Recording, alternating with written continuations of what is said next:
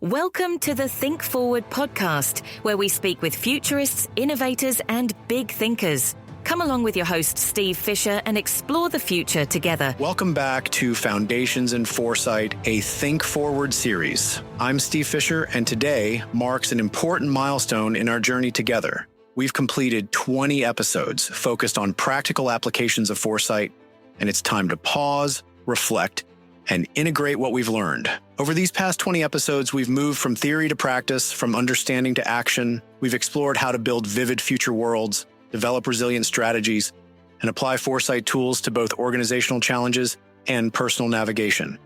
Today, we'll consolidate these insights, reflect on key lessons, and prepare for the final 20 episodes of our series. Looking back, the journey from understanding to application. Our practical applications journey began with a simple but powerful idea. Knowledge without action has limited value. We recognize that understanding super shifts, the transform model, and the spectrum foresight method was just the beginning. The real challenge and opportunity was translating those insights into tangible strategies and decisions. We then embarked on an extensive exploration of world building, spending 7 episodes unpacking this powerful foresight tool. We learned that world building isn't just for science fiction writers. It's a strategic methodology for creating detailed, immersive future scenarios that help organizations prepare for transformation.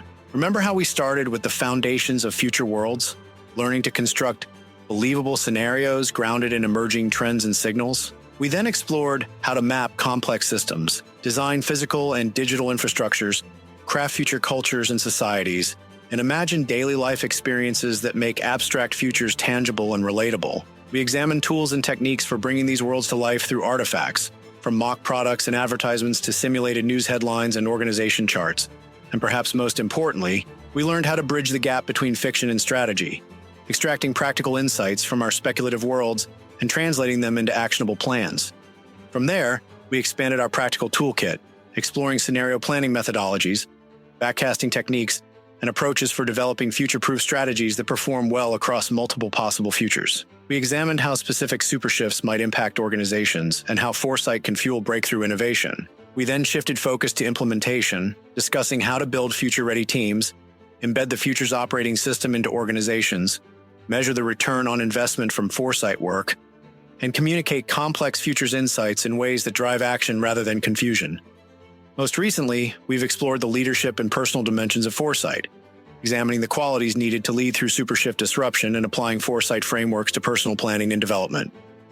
This has been quite a journey, from imagining future worlds to making concrete decisions, from organizational strategy to personal navigation. But what are the key insights we should carry forward? Core lessons from the practical applications phase. As I reflect on these 20 episodes, several fundamental lessons stand out. Insights that transcend specific methodologies and apply across diverse contexts. 1. The power of making futures tangible.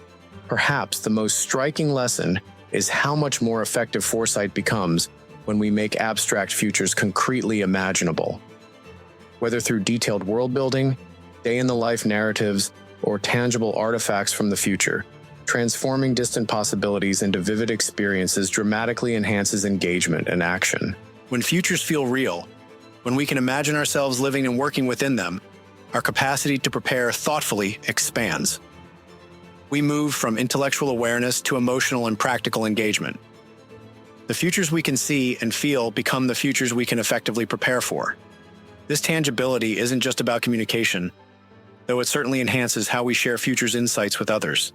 It's about deepening our own understanding, uncovering implications and connections that remain hidden when futures stay abstract and theoretical. 2. The necessity of multiple perspectives. Another crucial lesson is the value of diversity in foresight practice. Single perspective futures work inevitably suffers from blind spots and limitations. When we incorporate multiple viewpoints, different disciplines, generations, cultural backgrounds, and lived experiences, we develop richer, more nuanced perspectives on potential futures. This diversity isn't just about inclusion, though that matters deeply. It's about effectiveness. Homogeneous foresight teams consistently miss critical signals, overlook important implications, and produce narrower, less resilient strategies. Incorporating diverse perspectives isn't optional. It's essential for rigorous futures work. 3. The imperative of connecting foresight to action. We've also learned that foresight without action quickly becomes an interesting but ultimately unproductive exercise. The most sophisticated scenario planning or world building has limited value if it doesn't influence real decisions, investments, and strategies. Effective foresight practitioners maintain constant focus on the so what question, relentlessly connecting future possibilities to present choices. They recognize that the purpose of exploring futures isn't prediction for its own sake, but enabling better decisions today. This connection between foresight and action requires deliberate bridges, processes that translate insights into options, options into decisions, and decisions into implementation. Without these bridges, even brilliant futures work remains stranded in the realm of interesting ideas rather than practical impact. 4. The value of systematic processes. We've also seen how systematic foresight processes provide structure without rigidity. From the transform model to the spectrum foresight method to world-building frameworks, these structured approaches ensure comprehensive, disciplined exploration while still allowing for creativity and adaptation. This balance between structure and flexibility is critical. Too much structure stifles creativity and adaptiveness, essential qualities for effective futures work. Too little structure leads to scattered, incomplete exploration that misses important dimensions and connections. The most effective foresight practitioners maintain this balance, following systematic processes while remaining open to unexpected insights, connections, and possibilities that emerge along the way. 5. The centrality of continuous learning. Finally, we've recognized that effective foresight isn't a one-time exercise but a continuous learning process. The future doesn't stand still waiting for our analysis to catch up. It continuously evolves as new technologies emerge, social dynamics shift, and environmental conditions change. This reality requires ongoing scanning, regular reassessment, and continuous adaptation of our future's perspectives. The foresight practitioners and organizations that thrive aren't those with the most detailed initial scenarios, but those with the most robust learning systems, processes for continuously updating their understanding as conditions evolve. Integrating foresight into your practice. These lessons raise an important question. How do we integrate these insights into ongoing practice? Whether you're an organizational leader, a strategy professional, or simply someone interested in navigating an uncertain future more effectively, how do you move from understanding these principles to embodying them in daily work? Here are 5 practical approaches for developing your foresight practice. 1.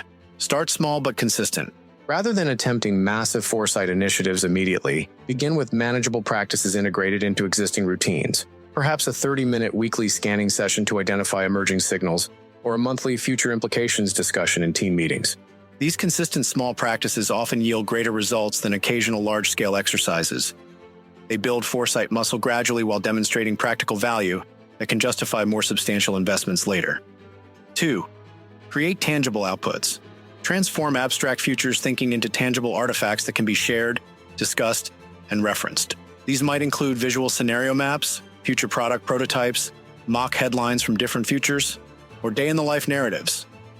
These tangible outputs serve multiple purposes: communicating complex futures more effectively, creating shared reference points for teams, and establishing memory objects that sustain futures thinking beyond initial conversations. 3. Build collaborative networks. Develop connections with people who bring different perspectives, expertise, and experiences to futures conversations.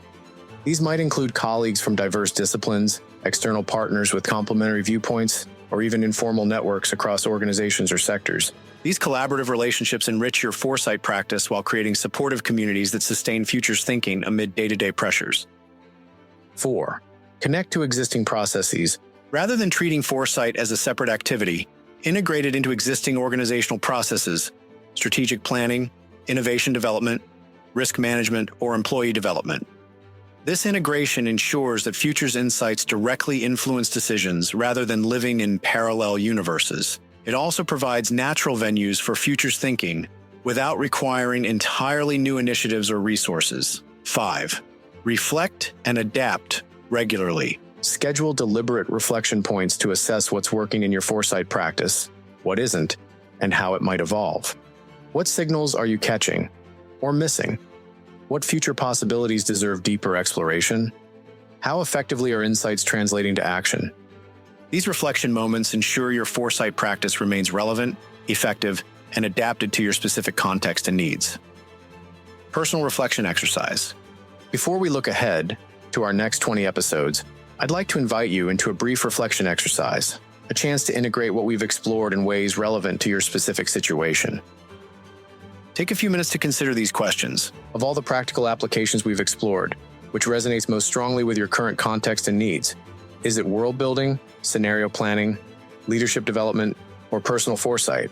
What one specific foresight practice could you begin or strengthen this week? Remember, consistency matters more than scale. A simple practice maintained regularly yields greater benefits than ambitious initiatives that quickly fade. What barriers might prevent you from developing your foresight practice, and how might you address them? Common obstacles include time constraints, organizational resistance, or simply the urgency of immediate demands crowding out longer-term thinking. Who could support your foresight development? Colleagues, mentors, or communities that share your interest in navigating future possibilities more effectively? How will you measure the value of your foresight practice? What would indicate that your investment in futures thinking is yielding meaningful returns? These reflections aren't just academic exercises. They're practical steps toward translating what we've explored into your specific context and challenges. Looking ahead. The final 20 episodes. As we close this reflection on practical applications, let's look ahead to the final 20 episodes of our Foundations in Foresight series. This final segment will focus on mastery and integration, moving from application to fluency, developing comprehensive foresight systems, and preparing to navigate transformation with confidence. We'll begin by exploring the journey from learning to mastery, examining the 3 levels of foresight fluency, and providing clear pathways for development. We'll then dive deeply into the spectrum foresight method, showing how this integrated framework creates a comprehensive approach from signal detection to strategic action. From there, we'll explore personal foresight systems, customized approaches for individuals navigating complex futures. We'll examine how signals connect to strategy, how systems thinking illuminates supershift dynamics, and how foresight integrates with strategic planning processes. We'll then shift to organizational aspects, designing transformation roadmaps, cultivating organizational futures fluency, and exploring participatory methods that engage diverse stakeholders. We'll also address ethical dimensions of foresight practice, ensuring that our futures work respects diverse perspectives and avoids harmful assumptions. As we approach the conclusion of our series, we'll explore personal futures practices, strategies for navigating challenging futures, and the power of narrative in driving transformation. We'll conclude with integrated workshops applying foresight to personal, organizational, and societal contexts, helping you assess your future readiness and develop the mindset qualities that define futures fluency. This final segment represents the culmination of our journey, bringing together all we've explored into holistic, integrated approaches for navigating transformation with confidence and purpose. Closing thoughts. As we conclude today's reflection, I want to acknowledge something important. Developing foresight capabilities isn't just about acquiring new tools or frameworks. It's about cultivating a fundamentally different relationship with the future, seeing it not as a fixed destination to predict, but as an emerging landscape to explore and shape. This shift doesn't happen overnight. It develops through consistent practice, reflective learning, and continuous engagement with emerging possibilities. The exercises, frameworks, and approaches we've explored provide structure for this development, but the real transformation happens through your ongoing commitment to futures thinking in daily work and life. Whether you're joining us for the first time today or have been with us since episode 1, I invite you to approach the remaining episodes with both curiosity and intention. Curiosity about what's possible, and intention about how you'll translate these insights into meaningful action in your context. Because ultimately, the most valuable outcome of this series isn't abstract knowledge about futures methods. It's your enhanced capacity to navigate transformation effectively, make wiser decisions amid uncertainty, and shape future possibilities rather than merely react to them. Thank you for joining me for this reflective episode. In our next episode, we'll begin the final segment of our journey, exploring how to advance your futures practice from foundation to mastery. Until then, keep reflecting, keep practicing, and as always, think forward. Thanks for listening to the Think Forward podcast. You can find us on all the major podcast platforms and at www.thinkforwardshow.com, as well as on YouTube under Think Forward Show. See you next time.